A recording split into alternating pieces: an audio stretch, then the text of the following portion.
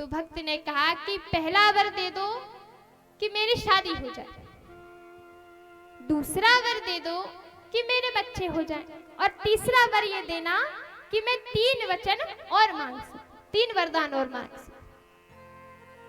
ब्रह्मा जी का पहले नए भक्त से पाला पड़ा था कलयुगी जीव, कलयुगी जीव था महाराज, कलयुग का भक्त था। ब्रह्मा जी को पता नहीं कि कैसा निकलेगा। ब्रह्मा जी ने कही ठीक है तथास्तु। भक्त बड़ा प्रसन्न हुआ। चलो अब तो जब भक्त पे विपत्ति आई, परेशानी आई, तो उसने दोबारा ब्रह्मा जी का आह्वान किया, हे ब्रह्मा जी जल्दी प्रकट हो, हमें तुम्हारी बड़ी भारी याद आ रही है, बड़ी भारी जरूरत पड़ी है। ब्रह्मा जी प्रकट हुए, कहो बेटा क्या बात है? बोले बात तो कुछ नहीं है, बस हम कुछ चाहते थे। बोले क्या चाहते हैं बताओ? कि पहला घर दे दो, दूसरा गाड़ी दे दो, तीसरा दे दो कि 3 वचन और मांगो। ब्रह्मा जी ने कहा ठीक है तथास्तु।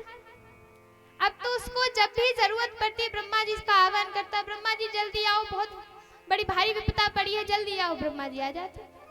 बोले क्या चाहिए?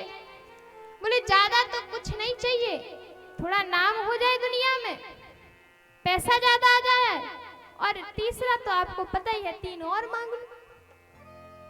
अब तो जब भी उसे कष्ट होता वो ब्रह्मा जी को बुला लेता। ब्रह्मा जी बड़े परेशान, कैसे भक्त से पाला पड़ गया मेरा।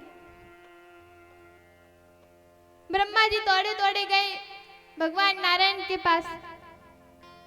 भगवान ने कहा, बोले क्या समस्या है आपकी? ब्रह्मा जी ने कहा खास समस्या नहीं है, लेकिन एक भक्त है जो हमें बार बार परेशान करता है, उसे तो थोड़ा सा भी कोई कष्ट हो जाए वो हमें बुला लेता है।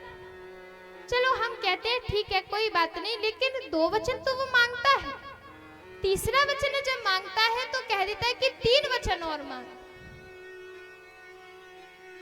तो भगवान नारायण ने कहा, अरे ब्रह्मा जी ये कलयुग के जीव हैं, थोड़ा ठोक पीट के देख लिया करो इन्हें कि ये कुछ मांगने ही मांगने आए हैं कि देने भी कुछ आए हैं। ब्रह्मा जी ने कहा देखो अभी तो हमसे भूल हो गई, लेकिन पहले इस भक्त से हमारा पाला छुड़वाओ, कैसे इससे पीछा छूटे हमारा। भगवान ने माता सरस्वती को आदेश दिया कि जाओ उसके कंठ पे जाकर बैठ जाओ। इस बार जब भक्त ने ब्रह्मा जी का आह्वान किया तो कहता है कि पहला वरदान दे दो कि भगवान के चरणों में भक्ति हो जाए, दूसरा वरदान दे दो कि मेरी मुक्ति हो जाए, और तीसरा जैसे ही मांगने वाला था महाराज, गले पे तो सरस्वती बैठी थी, जैसे ही उसने बोला कि मेरी मुक्ति हो जाए, वैसे ही महाराज उसकी मुक्ति हो जाती है। बोली भक्त वत्सल भगवान की। तो जब हम भगवान की भक्ति करते हैं, यही कारण है, विशेषकर यही मान लीजिए आप कि पहले भगवान जीव को ठोक पीट कर देखता है, परीक्षाएं लेता है, कहीं ये चला तो नहीं जाएगा बीच में, कहीं ये छोड़ तो नहीं जाएगा बीच में। बहुत सी परेशानियां विपत्ति आती हैं हमारे ऊपर। कभी कभी तो पता है क्या होता है, जैसे हम भगवान का ध्यान भजन करके गए, हे भगवान आज हम बड़े शुभ कार्य के लिए जा रहे हैं, हमारा सब कुछ मंगल ही मंगल हो। भगवान सोचते कि मेरी भक्ति कर रहा है, एक बार इसे परीक्षा लेके तो देखूं। तो भगवान क्या करते हैं, जो कार्य मंगल होता है उसे मंगल कर देते हैं।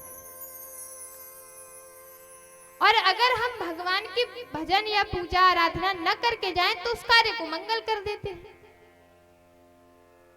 तो कभी कभी जो भक्त होते हैं वो चकित हो जाते हैं कि हमारे साथ तो उल्टा ही हो रहा है, भक्ति करके जाएं तो सब गलत हो रहा है और न करके जाएं तो अच्छा हो रहा है, इसलिए हम भक्ति छोड़ ही देते। तो यही भगवान कह देते कि ये मेरा भक्त नहीं हो सकता। भगवान की भक्ति तो हमें करनी चाहिए, लेकिन निष्कामी भक्ति होनी चाहिए, कामना नहीं होनी चाहिए हमारे मन में कि भगवान हमें गाड़ी दे दो, बंगला दे दो, घर दे दो, धन दे दो, संपत्ति दे दो। इसे भक्त नहीं कहा जाता। भक्त क्या होता है?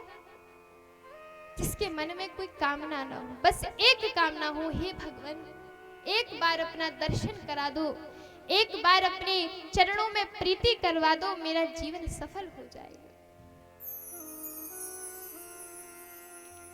महाराज यही